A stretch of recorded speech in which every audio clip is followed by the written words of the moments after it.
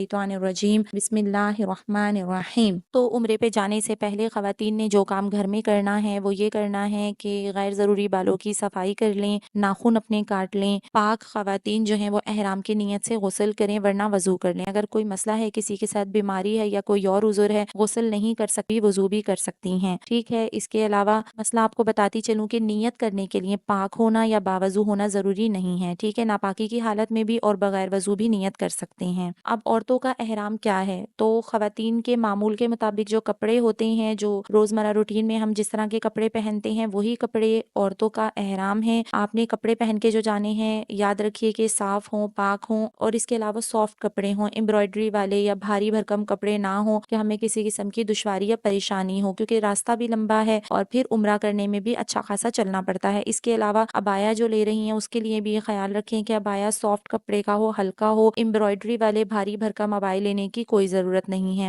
صحیح ہے۔ خواتین جب عمرے کی نیت کریں گی تو اس کے بعد سے لے کر عمرہ ادا کرنے تک چہرے پر کپڑا نہیں لگنا چاہیے۔ تو اس کے لیے خواتین کو کیا کرنا ہے، ہیڈ کے اوپر نقاب کے لیے باریک سا کپڑا ڈال لیں۔ اس کے علاوہ ریڈی میڈ نقابیں بنی بنائی آج کل ملتی ہیں، ایزیلی ہر عمرے کی شاپ سے مل جاتی ہیں۔ عورتوں کی جو ہے وہ چہرے پہ کپڑا نہ لگے تو اس کا مقصد یہ نہیں ہے کہ پردہ بھی نہیں کرنا، کیونکہ پردہ تو عورت کے لیے فرض ہے، اور مکہ مکرمہ اور مدینہ منورہ میں نیکی پر ثواب 1,00,000 گنا ہے، ایسے ہی گناہ کا وبال بھی زیادہ ہے۔ احرام کے حوالے سے یہ غلط فہمی جو خواتین کے ذہنوں میں موجود ہے وہ یہ ہے کہ سر کو ڈھانکنے کے لیے یعنی سر کے بالوں کو کور کرنے کے لیے وائٹ کلر کا رومال باندھا جاتا ہے، اسی کو عورتیں احرام سمجھنے لگتی ہیں، اور وضو کرتے وقت اس کو کھول کر مسح کرنا بھی مناسب نہیں سمجھتی۔ وہ سمجھتی ہیں کہ اگر ہم نے اس رومال کو کھول لیا تو ہمارا احرام ٹوٹ جائے گا، تو ایسا بالکل بھی نہیں ہے۔ وضو کے دوران سر پر مسح کرنا وضو کے فرائض میں شامل ہے، اگر سر کا مسح نہیں کریں گی تو وضو بھی نہیں ہوگا، اور جب وضو نہیں ہوگا تو نماز بھی نہیں ہوگی۔ اس لیے اس رومال کو احرام سمجھنے کی غلطی بالکل بھی مت کیجیے گا۔ وہ رومال صرف اس لیے باندھا جاتا ہے کہ بال ہمارے کور رہیں، اور اتنے لمبے سفر کے بعد جب ہم عمرہ کریں تو ہمارے بال نہ ٹوٹیں۔ دوسرا مقصد اس کا یہ بھی ہوتا ہے کہ مکھنا یا اسکارف کے نیچے جب اس رومال کو باندھا جاتا ہے تو ہمارا دوپٹہ یا اسکارف جو بھی ہم نے سر پہ پہنا ہوا ہوگا وہ کھسکے گا نہیں اور ہمارے بال نظر نہیں آئیں گے۔ ایک اور چیز جو خواتین یہ سمجھتی ہیں، ایک نے سوال کیا کہ میرے بال نظر آ گئے تھے تو کیا میرا احرام ٹوٹ گیا؟ تو ایسا بالکل بھی نہیں ہے۔ ان کے ذہن میں یہی ہوتا ہے کہ ہم نے وہ رومال کھول لیا، ہمارے بال نظر آ گئے تو احرام ٹوٹ جائے گا، تو ایسا بالکل بھی نہیں ہے۔ تو اصل حقیقت یہ ہے کہ عورتوں کا کوئی احرام نہیں ہے، اور خواتین کے لیے چپلوں کا یہ حکم ہے، ہر قسم کی چپل، شوز وغیرہ پہن سکتی ہیں، بس خیال یہ رکھیے گا کہ وہ شوز یا پھر وہ چپل یوز کرنی ہے جو چلنے میں آرام دہ ہو۔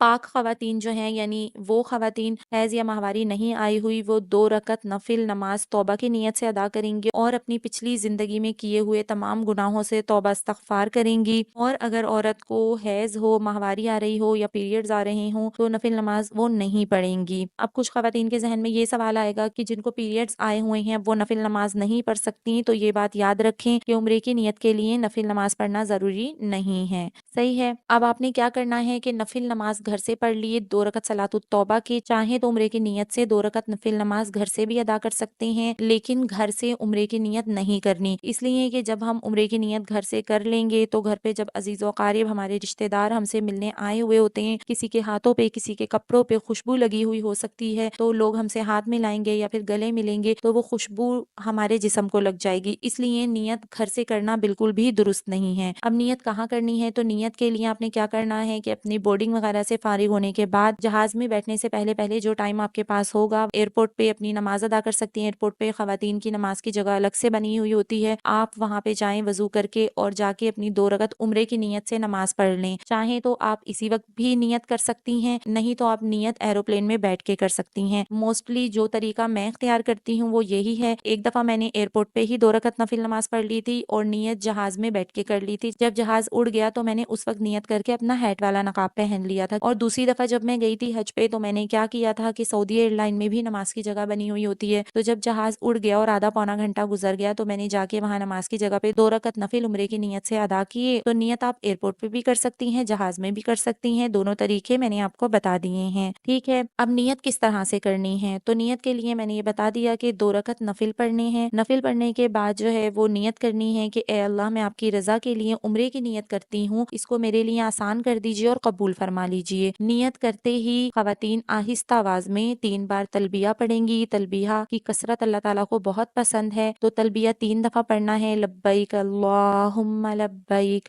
لبیک لا شریک لک لبیک، ان الحمد والنعمت لک والملک لا شریک لک۔ اس کے بعد اللہ تعالیٰ کی حمد و ثنا کر کے درود شریف پڑھ کے یہ دعا مانگنی ہے کہ اے اللہ، میں آپ کی رضا اور جنت مانگتی ہوں اور آپ کی ناراضگی اور دوزخ سے پناہ مانگتی ہوں، اور آپ صلی اللہ علیہ وسلم نے جتنی بھی پیاری پیاری دعائیں مانگی ہیں وہ سب میری طرف سے قبول کر لیجئے، اور اس کے بعد جو دل چاہے دعائیں مانگیں۔ یہ دعا کی قبولیت کا وقت ہوتا ہے، انشاءاللہ ساری ہی دعائیں قبول ہوں گی۔ اب نیت کرنے کے بعد اور تلبیہ پڑھنے کے بعد احرام کی پابندیاں شروع ہو جائیں گی۔ صحیح ہے، اب دوران سفر ہمیں کیا کرنا ہے کہ نیت کرنے کے بعد حرم شریف پہنچنے تک دوران سفر کثرت سے تلبیہ پڑھنا ہے، کیونکہ تلبیہ کی کثرت اللہ تعالیٰ کو بہت پسند ہے۔ اس کے بعد آپ مکہ پہنچ گئے، مکہ پہنچ کے اپنے ہوٹل میں جا کے فوراً ہی عمرہ کرنے کے لیے مت جائیے گا، کیونکہ کیا ہوگا کہ تھکن میں ارکان بھی ٹھیک سے ادا نہیں ہوں گے اور طبیعت پہ بوجھ محسوس ہوگا، تو اس لیے آپ ہوٹل پہنچ کر کچھ گھنٹے آرام کر لیں، نیند پوری کر لیں، تاکہ جب ہم اپنا پہلا عمرہ کرنے کے لیے جائیں تو ہماری طبیعت حشاش بشاش ہو، ہم فریش ہوں اور ہم تمام ارکان اچھے سے ادا کر سکیں خوشی کے ساتھ، کسی قسم کا طبیعت پہ بوجھ نہ ہو۔ ٹھیک ہے، اب جب مسجد الحرام میں داخل ہونے کا ارادہ ہو، پہلے بائیں پیر سے اور پھر دائیں پیر سے، یعنی پہلے لیفٹ والی چپل اتارنی ہے پھر رائٹ والی، یہ سنت طریقہ ہے۔ جب ہم چپل پہنتے ہیں تو پہلے سیدھے پیر میں پھر الٹے پیر میں، اور جب اتارتے ہیں تو پہلے الٹے پیر کی چپل اتارتے ہیں پھر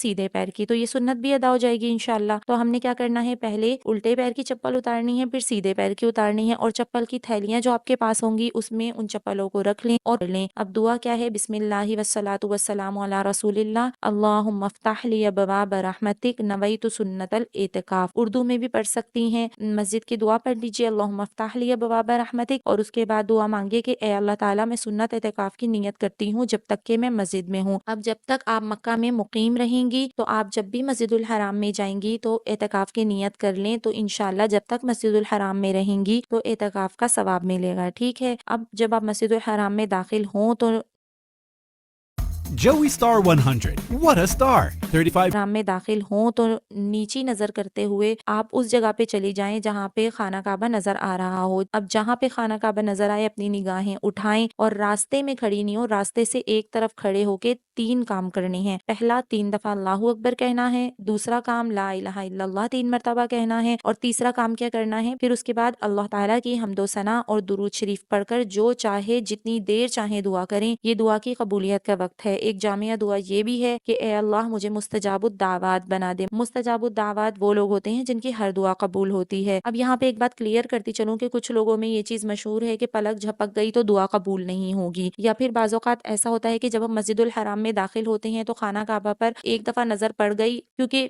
سامنے ہوتا ہے تو ایک دفعہ نظر پڑ گئی اور پھر دوسری دفعہ جو ہے وہ ہم کہتے ہیں ہاں ہماری پہلی نظر تو ضائع ہو گئی۔ تو ایسا نہیں ہے، جب آپ کی خانہ کعبہ پہ اچھے سے نظر پڑے اسی وقت آپ نے جو ہے یہ 3 کام کرنے ہیں جو میں نے ابھی آپ کو بتائے ہیں۔ اس کے بعد جتنی دل چاہے آپ دعا مانگیں، دعا مانگتے وقت مجھے بھی اپنی دعاؤں میں یاد رکھیے گا، مجھے میری فیملی کو، کہ اللہ تعالیٰ ہماری بھی حاضری کو قبول فرمائے اور ہمیں بھی اپنے گھر پر بلائیں۔ اب عورتوں نے کیا کرنا ہے کہ جب ہم نے احرام کی نیت کی تھی، جب سے لے کر مطاف پہنچنے تک کثرت سے تلبیہ پڑھنا ہے۔ جب آپ مطاف میں پہنچیں گے عمرے کا طواف کرنے کے لیے، اور طواف کی نیت کرنے سے پہلے آپ نے تلبیہ پڑھنا بند کر دینا ہے۔ ٹھیک ہے، اب آپ نے کیا کرنا ہے کہ مطاف میں آ کے حجر اسود کے سامنے بالکل گرین لائٹس لگی ہوئی ہیں، آپ نے گرین لائٹ سے تھوڑا سا پہلے یعنی حجر اسود سے تھوڑا سا پہلے کھڑے ہو کر نیت کرنی ہے، اے اللہ میں آپ کی رضا کے لیے عمرے کے طواف کی نیت کرتی ہوں، آپ اسے آسان کر دیجیے اور قبول کر لیجیے۔ اس کے بعد آپ نے کیا کرنا ہے کہ حجر اسود کی سیدھ میں آ جانا ہے، یعنی بیک سائڈ پہ ہماری گرین لائٹس ہوں گی، سینہ ہمارا حجر اسود کی طرف ہوگا، ہم نے حجر اسود کا استلام کرنا ہے۔ استلام کرنا کسے کہتے ہیں کہ ہمارے ہاتھوں کی دونوں ہتھیلیوں کا رخ حجر اسود کی طرف کریں، اس طرح سے جیسے ہم حجر اسود پر ہاتھ رکھ رہے ہیں، اور ہم نے پڑھنا ہے بسم اللہ اللہ اکبر لا الہ الا اللہ والحمد للہ والصلاۃ والسلام علی رسول اللہ، یہ کہہ کے ہاتھوں کو چوم لینا ہے۔ اب حجر اسود کا استلام کرنے کے بعد ہم نے اپنا طواف شروع کرنا ہے۔ استلام کے بعد سیدھی طرف مڑ کر طواف اس طرح شروع کریں گے کہ بیت اللہ اب ہمارے ہمارے الٹی طرف آ جائے گا، یعنی لیفٹ سائڈ پہ بیت اللہ ہوگا، ٹھیک ہے۔ حجر اسود کے استلام کے علاوہ طواف کے دوران بیت اللہ کی طرف سینہ یا کمر کرنا جائز نہیں ہے اور دیکھنا بھی منع ہے، اس چیز کا خیال رکھیے گا، صحیح ہے۔